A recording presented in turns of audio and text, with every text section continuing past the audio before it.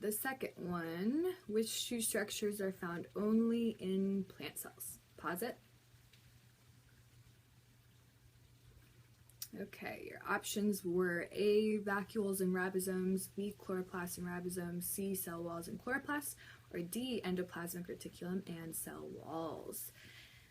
So remember, plant cells, they have a different shape. They're usually more square or rectangular, and that is because of their cell wall. And then they are able to do something that animal cells cannot, and that is create their own food or glucose. And that is because they have chloroplasts, which actually makes them green as well. So your answer should have been C. And then number 3, membrane-bound organelles are not found in the cells of what? So quickly pause it.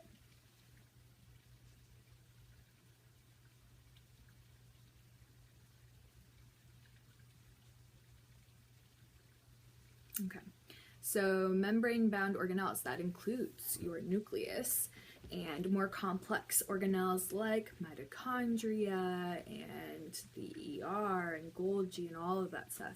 So those would be in eukaryotic cells. You have membrane-bound organelles in eukaryotic cells. The type of cell that you don't have membrane-bound organelles is prokaryote. Pro means no. So pro means no nucleus, no membrane-bound organelles, and prokaryotes are bacteria. So you should have said A there. All right, back to what we were talking about. So hopefully this helped you review cells and kind of wipe out the cobwebs. And back to levels of classification. So going all the way back, Linnaeus discovered or made up the system of classification. He came up with this system here, not domains, we added that, but he created the system. And then binomial nomenclature, which is the scientific names we went over. So we talked about scientific names. Hopefully you feel comfortable with that. If not, the beauty of this is you can just rewind it and keep watching it over and over and over again. But now we're going to talk about these levels in more detail, and I highly suggest you actually draw this out for yourself. This would be a great output for those of you that are doing Bill. Alright, so the triangle didn't show up on this for some reason, but you can kind of see the shape here. This is actually the classification for humans. So you can see here it matches this triangle here, but it has an extra name there. And what that name is the specific name of for the first level domain for a human. So the domain that a human is in is eukarya, and you can probably tell it looks a lot like eukaryote, which is the type of cell we have, and that is exactly right. That is what you should connect that to. Our kingdom, which is the next level, is Animalia, our phylum, Chordata, class, Mammalia, order, primates, family, Hominidae, genus, Homo, and species is Sapien. And you can see that those last two levels there, the genus and the species, actually make up our scientific name. Homo sapien is our scientific name for humans. And you can kind of recognize these words here, like Animalia, animal. That is correct. The kingdom Animalia will contain all of the animals. Chordata actually has something to do with your spinal cord. Mammalia, mammal, having the milk-producing abilities and fur and all of that good stuff. Order primates, and you'll probably think of monkeys and apes and all of that stuff. We are in the same order, and then it gets more specific and more specific and more specific with Hominidae, Homo, and then Sapiens, which is the most specific.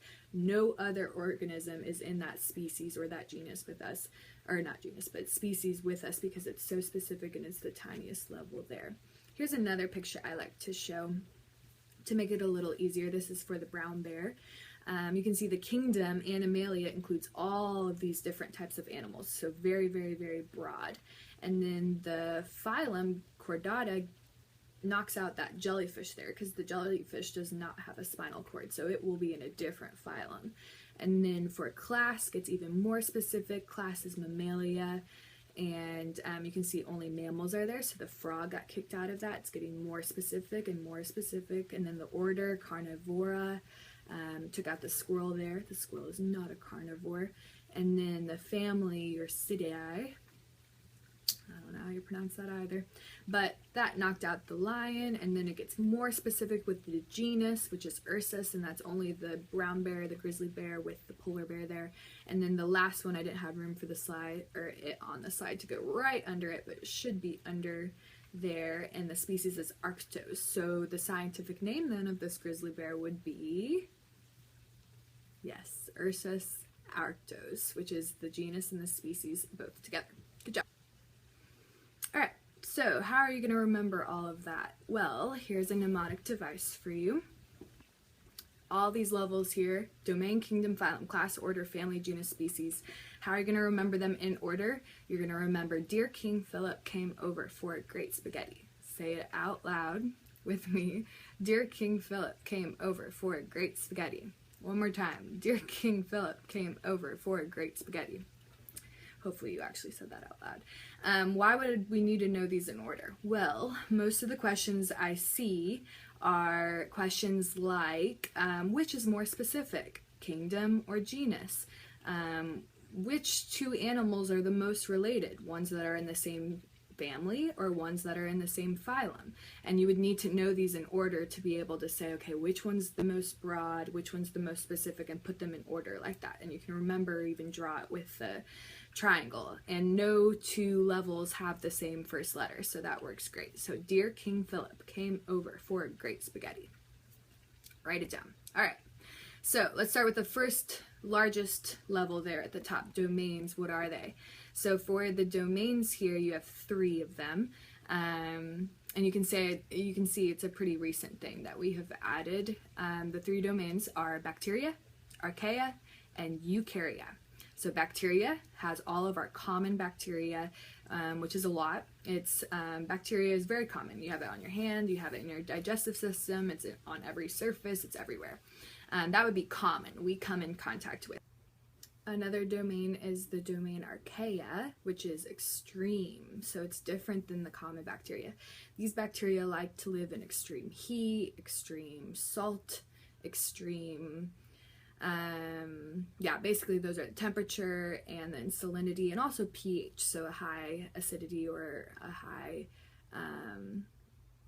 or a strong base could be something that it prefers, which is not very common. So the last domain is eukarya, which includes the protists, fungi, plants, and animals. So that's basically all the other living things. You can see the big green circle here encompasses all of those other things. Kingdoms. So this is our second level, dear King. These organisms are classified into their different kingdoms because of their cell type, their cell structure, their number of cells, and their mode of nutrition here. Mode of nutrition, remember autotroph and heterotroph. Autotroph is something that makes its own food. Remember automatic, troph, feeding. And then heterotroph, hetero means different, so different feeders. And then the 6 kingdoms here, Eubacteria, Archaea, Bacteria, Protista, Fungi, Plantae, and Animalia are what we're going to go over next. So let's go through each one by one. This is probably going to be what takes the longest. So kingdom Eubacteria, what is it? Well, it's obviously a bacteria. They're pretty common. E. coli, which can be on bad food. Like spinach, it's actually from feces from livestock usually that with rainwater is swept up into a crop that farmers are growing, and then it ends up in our grocery stores and we end up eating it, and it's not fun. And then streptococcus is actually strep throat, so very common. We get them, we can come into contact with them. They are prokaryotic, which means they don't have a nucleus. They have cell walls with peptidoglycan. That's a new word there. Take note of that because that's going to differentiate them from the next kingdom. Unicellular, and they can be autotrophic or heterotrophic. The next kingdom, archaea bacteria. You can see there's that word again, archaea. I want you to think extreme when you see that word archaea. That was one of our domains. Methanogens, halophiles, they like extreme places. Alright, so extremes. It's going to periodically pause and glitch, by the way, and that is just my device, not yours, so don't worry about that. Like it just did.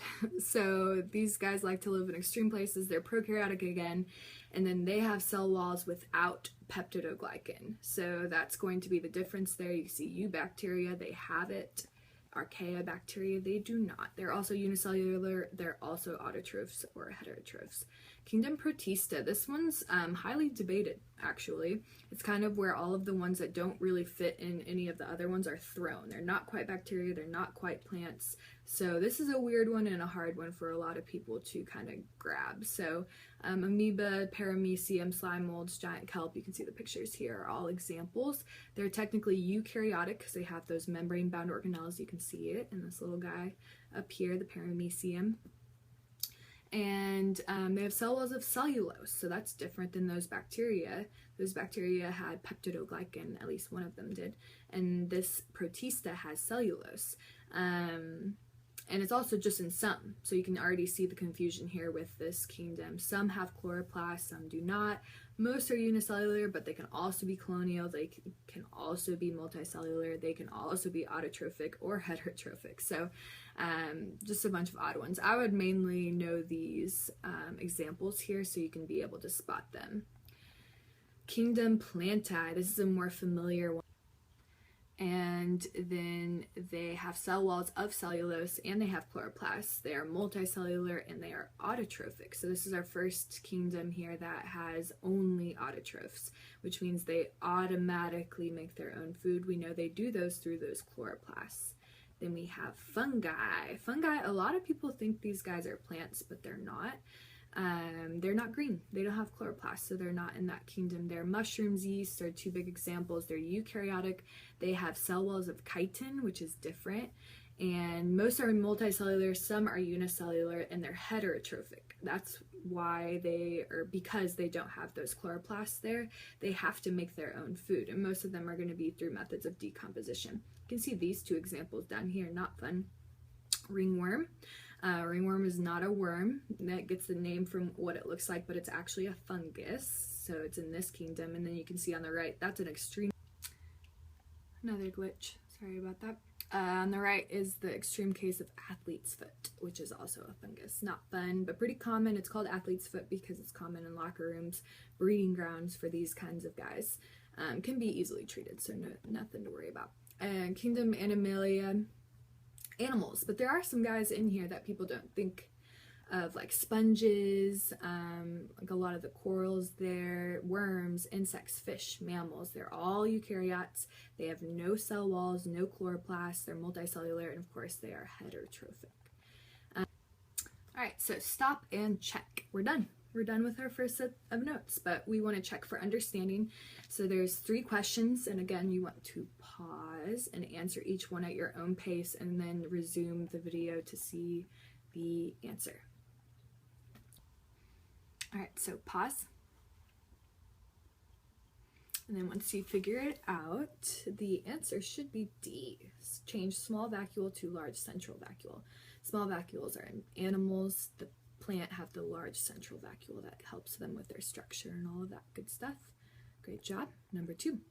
Which kingdom contains only producers? Pause.